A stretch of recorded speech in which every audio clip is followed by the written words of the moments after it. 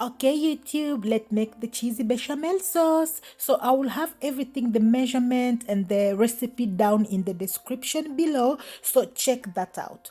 Okay, so we are melting the butter. Always make sure with what works for me when I'm making the bechamel sauce is first of all to use a whisk when making this. Okay, once the butter has melted, add in the flour. So we are going to fry the flour in the butter for about 2 minutes, and you have to stay here. You have to keep on turning. You don't want your flour to stick on the pan and to start burning, so you have to keep frying this while you are there. Turn with the whisk. Another tip, because we are going to add milk in here, I always warm my milk on the side. I will warm it a little bit. I don't add in milk from the fridge. It will just create lumps and you don't want that. So I warm my milk, and then I will be adding this to the flour in a minute after the mixture of the flour and butter is ready. Okay guys, like that. So before adding, I just reduced my heat to a very low because I was cooking on medium. So I'm reducing this to low. Then I'm going to start adding in the milk, the warm milk, a little bit, but turning as quickly as you can. You have to keep turning, guys. It's hard at the first time making bechamel sauce, but you will get what works for you the more you do it. Okay, so after the first step, I add a little, but then once I see it's getting together, then I'll just add it in there. And now you have to keep on whisking quickly so that it doesn't form lump. And remember, my heat is still on very low.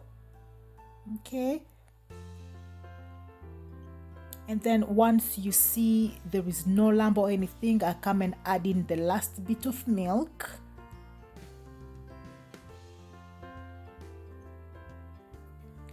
And after I add in the last bit of milk, I will increase now my heat to a medium, and I will cook this again, turning for about 6 to 7 minutes or until it has thickened.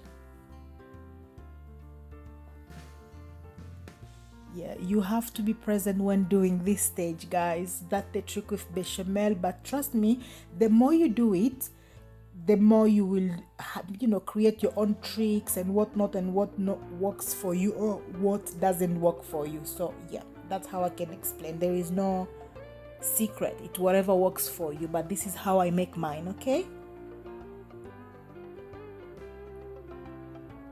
and there is no bechamel sauce without nutmeg. Whatever anything else you add, trust me, there is something about adding nutmeg to bechamel.